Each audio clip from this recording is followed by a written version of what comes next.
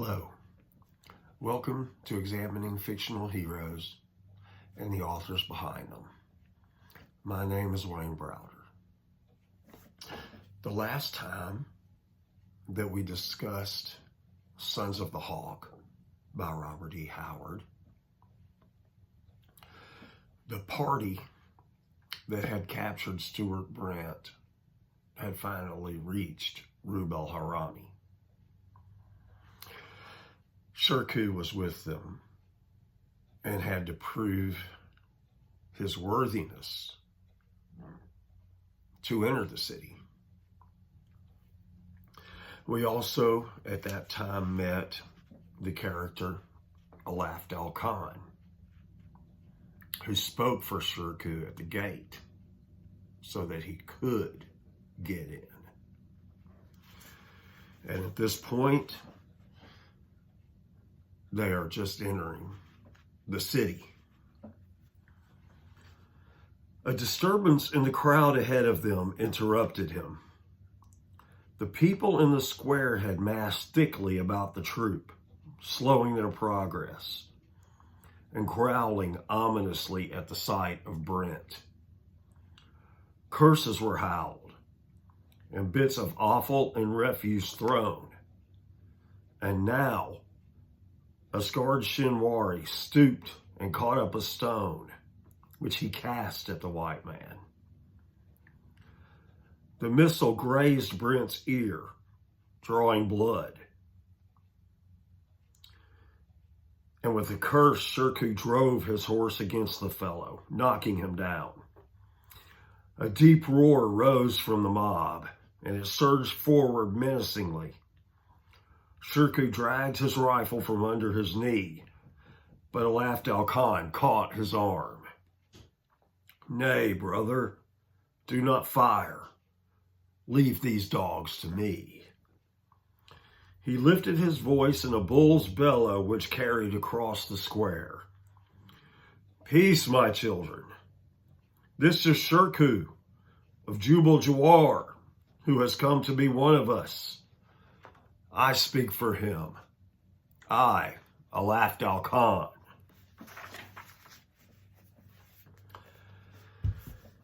A cheer rose from the crowd, whose spirit was as vagrant and changeable as a leaf tossed in the wind.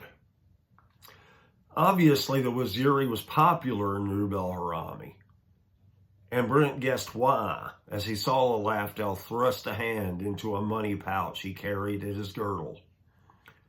But before the chief could completely mollify the mob by flinging a handful of coins among them, another figure entered the central drama. It was a Ghilzai who reined his horse through the crowd. A slim man, but tall and broad-shouldered, and one who looked as though his frame were of woven steel wires. He wore a rose-colored turban. A rich girdle clasped his supple waist, and his caftan was embroidered with gilt thread. A clump of ruffians on horseback followed him. He drew rein in front of Alafdal Khan, whose beard instantly bristled while his wide eyes dilated truculently. Shirkuh quietly exchanged his rifle for his saber.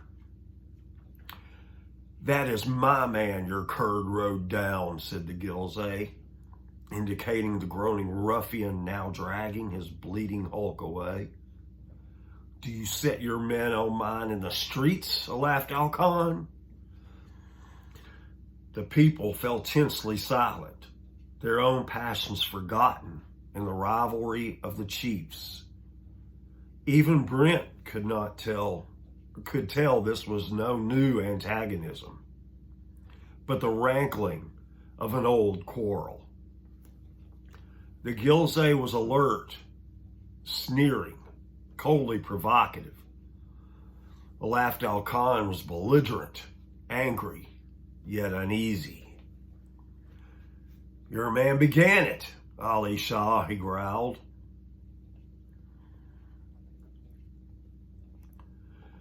Brent sensed that Alafdal Khan was avoiding the issue, yet he did not lack followers. Hard-eyed men with weapons in their girdles, some on foot, some on horseback, pushed through the throng and ranged themselves behind the Waziri. It was not physical courage Alafdal lacked, but some fiber of decision. At Alafdal's declaration, which placed him in the position of one engaged in the Emir's business and therefore not to be interfered with, Ali Shah hesitated, and the tense instant might have smoldered out had it not been for one of the Gilzay's men, who rested a rifle over the shoulder of the man in front of him and fired point blank at the Waziri chief. Only the convulsive start of the owner of the shoulder saved Alafdal Khan. The bullet tore a piece out of his turban, and before the Araxi could fire again, Shirkuh rode at him and cut him down with a stroke that split his head to the teeth. It was like throwing a lighted match into a powder mill. In an instant, the square was a seething battleground, where the adherents of rival chiefs leaped at each other's throats with all the zeal that ordinary men generally display in fighting somebody else's battle. The brawl between rival chiefs, common enough in Rub-El-Harami, was none of Muhammad's affair. Brent watched fascinated. But for modern weapons, it might have been a riot in ancient Babylon, Cairo, or Nineveh. The same old jealousies, same old passions, same old instinct of the common man, fiercely to take up some lordling's quarrel.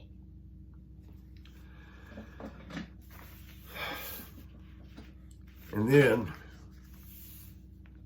the Black Tigers make their way into the square to clear it. The Black Tigers, muttered the people, giving back, but watching Alafdal Khan expectantly. For an instant, it seemed that the Waziri would defy the riders. His beard bristled, his eyes dilated. Then he wavered, shrugged his giant shoulders, and sheathed his tulwar. Obey the law, my children, he advised them, and, not to be cheated out of the gesture he loved, he reached into his bulging pouch and sent a golden shower over their heads. They went scrambling after the coins, shouting and cheering and laughing, and somebody yelled audaciously, "Hail Alafdal Khan, Emir of Rub-El-Harami." Alafdal's countenance was an almost comical mingling of vanity and apprehension. He eyed the Yusufzai captain sideways, half triumphantly, half uneasily, tugging at his purple beard. The captain said crisply, "Let there be an end to this nonsense. Alafdal Khan, the Emir will hold you to account if any more fighting occurs. He is weary of this quarrel." "Ali Shah started it," roared the Waziri heatedly. The crowd rumbled menacingly behind him, stooping furtively for stones and sticks. Again, that half-exultant, half-frightened look flitted across Alafdal's broad face. The Yusufzai laughed sardonically. "Too much popularity in the streets may cost a man his head in the palace," said he. And turning away, he began to clear the square. The mob fell back sullenly, growling in their beards, not exactly flinching from the prodding lances of the riders, but retiring grudgingly and with menace in their bearing. Brent believed that all they needed to rise in bloody revolt was a determined leader. Muhammad az-Zahir led his men and captive out of the square and down a winding street, cackling sardonically in his beard as he went. Alaf al-Khan is ambitious and fearful, which is a sorry combination. He hates Ali Shah, yet avoids bringing the feud to a climax. He would like to be Emir of Rub-El-Harami, but he doubts his own strength. He will never do anything but guzzle wine and throw money to the multitude. The fool, yet he fights like a hungry bear once he is roused. So, we see a little more into the character of Alaf al-Khan. We are introduced to Ali Shah, his rival.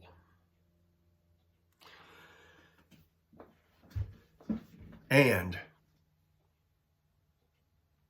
we see that the people in Rub-El-Harami are basically a mob. And this is what I alluded to in the beginning when I said that there are situations and there are things in this story that relate to things that are happening in this country today.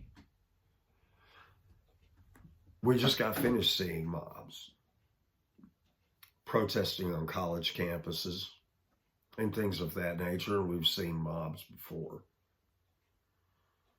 doing a lot of things in recent years. Robert E. Howard's